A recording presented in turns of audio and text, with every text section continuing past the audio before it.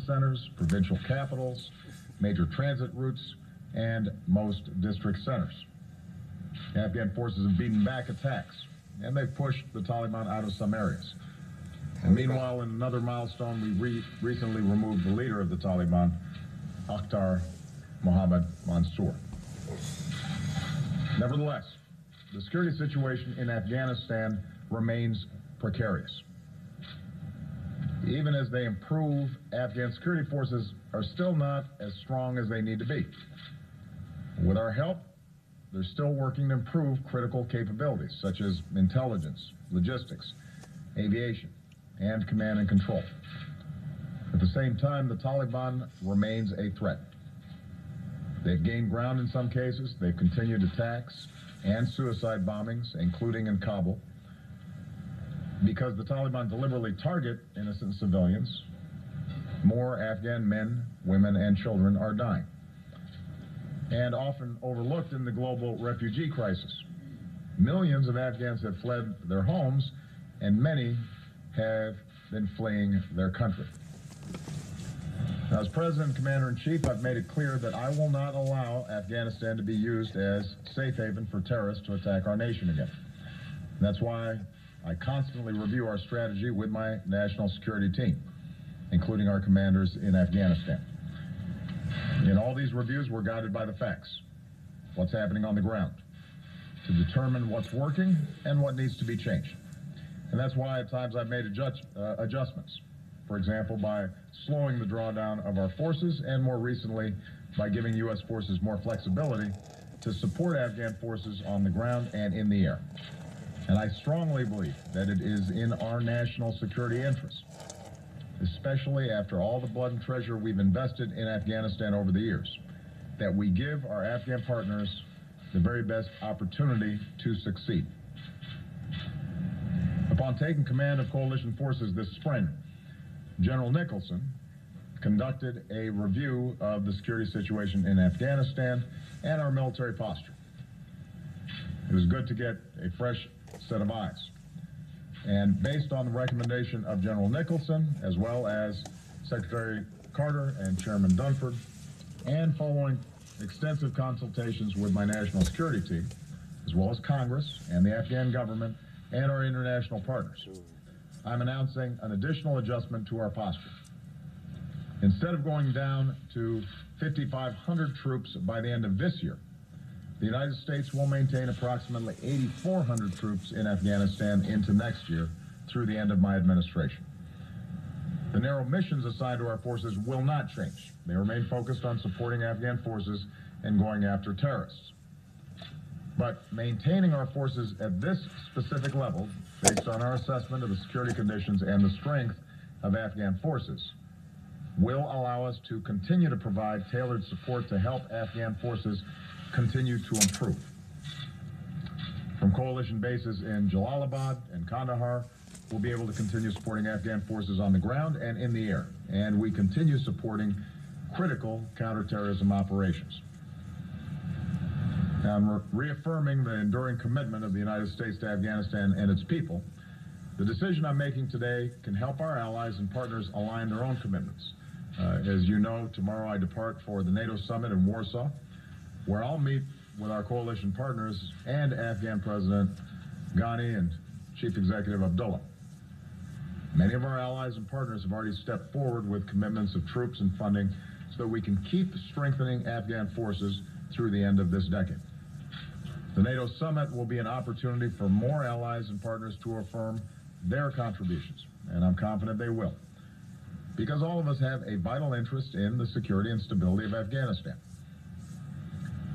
My decision today also sends a message to the Taliban and all those who have opposed Afghanistan's progress.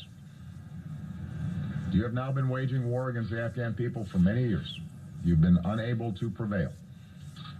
The Afghan security forces continue to grow stronger, and the commitment of the international community, including the United States, to Afghanistan and its people will endure. I will say it again. The only way to end this conflict and to achieve a full drawdown of foreign forces from Afghanistan is through a lasting political settlement between the Afghan government and the Taliban. That's the only way. And that is why the United States will continue to strongly support an Afghan-led reconciliation process, and why we call on all countries in the region to end safe havens for militants and terrorists. And finally, today's decision best positions my successor to make future decisions about our presence in Afghanistan. In January, the next U.S. president will assume the most solemn responsibility of the commander-in-chief, the security of the United States and the safety of the American people. The decision I'm making today ensures that my successor has a solid foundation for continued progress in Afghanistan, as well as the flexibility to address the threat of terrorism as it evolves. So in closing, I want to address directly what I know is on the minds of many Americans, especially our troops and their families who've borne a heavy burden for our security. When we first sent our forces into Afghanistan 14 years ago, few Americans imagined we'd be there in any capacity this long. As president, I focused our strategy on training and building up Afghan forces. It has been continually my belief that it is up to Afghans to defend their country. Because we have emphasized training their capabilities, we've been able to end our major ground war there and bring 90% of our troops back home. But even as we work for peace, we have to deal with the realities of the world as it is. And we can't forget what's at stake in Afghanistan. This is where Al-Qaeda is trying to regroup. This is where ISIL continues to try to expand its presence. If these terrorists succeed in regaining areas and camps where they can train and plot, they will attempt more attacks against us. We cannot allow that to happen. I will not allow that to happen. This September will mark 15 years since the attacks of 9/11. And once more, we'll pause to remember the lives we lost. Americans and peoples from around the world. We'll stand with their families who still grieve. We'll stand with survivors who still bear the scars of that day. We'll thank the first responders who rushed to save others. And perhaps most importantly, we'll salute our men and women in uniform, our 9/11 generation, who have served in Afghanistan and beyond for our security. We'll honor the memory of all those, including more than 2,200 American patriots who have given their lives in Afghanistan.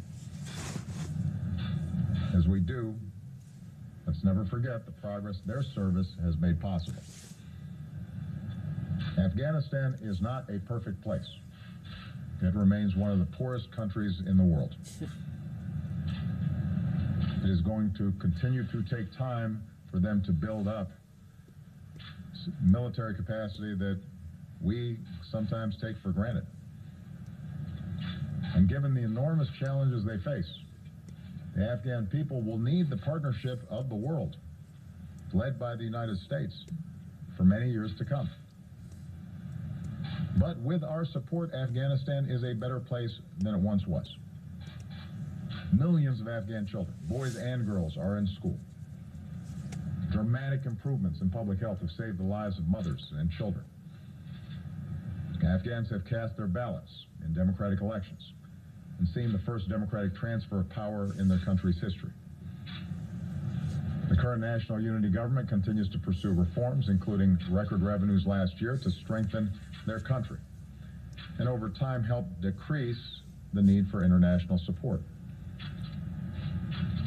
That government is a strong partner with us in combating terrorism.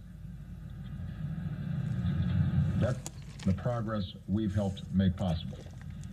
That's the progress that our troops have helped make possible, and our diplomats and our development personnel.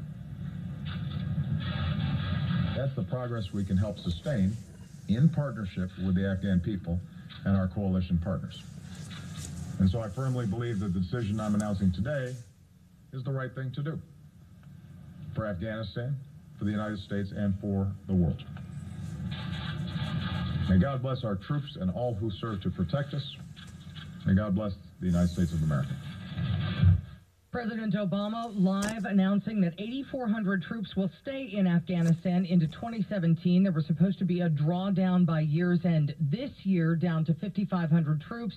And he says that maintaining that 8,400 will allow the support forces, the ground and air, to continue to support Afghanistan in fighting the Taliban. All right, this hour of the news brought to you by Solar Alliance of America.